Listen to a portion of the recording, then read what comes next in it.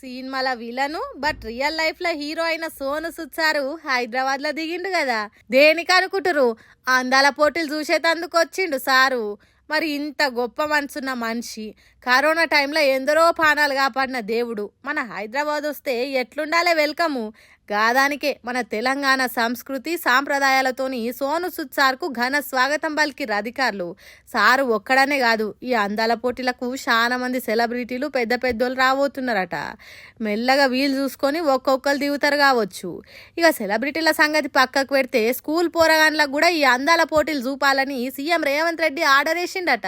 రాష్ట్రంలో ఉన్న ప్రభుత్వ గురుకులాలు, BC, SC, ST welfare residential స్కూళ్ళు, మోడల్ స్కూళ్ళు, కస్తూర్బా పాఠశాలలో చదివే పిల్లలకు కూడా ఒకరోజు మిస్ వరల్డ్ వేడుకలు చూపియాలని అధికారులకు చెప్పిండు.